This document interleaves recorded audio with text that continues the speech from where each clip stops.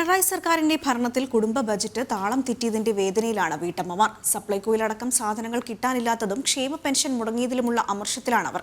പ്രതിഷേധം വോട്ടാക്കി മാറ്റാനുള്ള തയ്യാറെടുപ്പിലാണ് വീട്ടമ്മമാർ. കത്തുന്ന വേനലിലും തെരഞ്ഞെടുപ്പ് പ്രചാരണം ചൂടുപിടിക്കുമ്പോൾ സങ്കടക്കടലിലാണ് വീട്ടമ്മമാർ. വാരിക്കോരി നൽകുമെന്ന ഇടതുപക്ഷ സർക്കാരിന്റെ വാഗ്ദാനങ്ങളിൽ വിശ്വസിച്ചവർ അപ്പാടെ നിരാശയിലാണ്. അതുകൊണ്ട് തന്നെ തെരഞ്ഞെടുപ്പിൽ തങ്ങളുടെ പ്രതിഷേധം വോട്ടാക്കി മാറ്റാനുള്ള തയ്യാറെടുപ്പിലുമാണ് അവർ. നിത്യോപയോഗ സാധനങ്ങൾക്ക് വില കൂടില്ല എന്നും പറഞ്ഞ അധികാരത്തിൽ കയറിയ സർക്കാരാണ്. ഇന്ന് ഉപ്പ് തൊട്ട് കർപ്പൂരം വരെ എല്ലാ സാധനങ്ങൾക്കും വില കൂടുതലാണ്. മാത്രമല്ല സ്ത്രീകൾക്ക് സംരക്ഷണം നൽകാമെന്ന് പറഞ്ഞ സർക്കാർ ഇന്ന് സ്ത്രീകൾക്ക് ശരിക്കും പുറത്തിറങ്ങി നടക്കാൻ പറ്റാത്ത അവസ്ഥയിലാണ് കാര്യങ്ങൾ നടക്കുന്നത്. മാവേലി സ്റ്റോറുകളിലും സപ്ലൈകോയിലും അടക്കം സബ്സിഡി സാധനങ്ങൾ കിട്ടാക്കനിയായതിൽ വലിയ നിരാശയിലാണ് ഇവർ.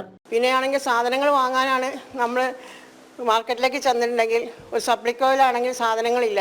സാധനങ്ങൾ ഉണ്ടെങ്കിൽ തന്നെ അതിന് തീ വിലയാണ്. എവിടെ നോക്കിയാലും ദുർഭരണം അല്ലാണ്ട് വേറെ ഒരു ഭരണവും നമുക്ക് കാണാൻ കഴിയുന്നില്ല.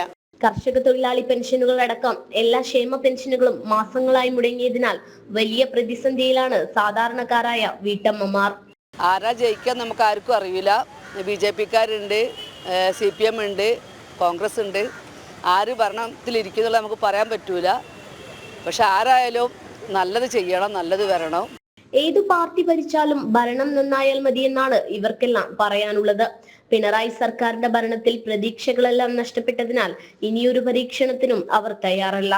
അതുകൊണ്ട് തന്നെ ഒരേ സ്വരത്തിൽ അവർ പറയുന്നു, കൂടെ കൂട്ടി ചേർത്തു നിർത്തുന്നവർ ആരാണോ ഇത്തവണത്തെ വോട്ട് അവർക്കുള്ളതാണ്. ജനം, കോഴിക്കോട്.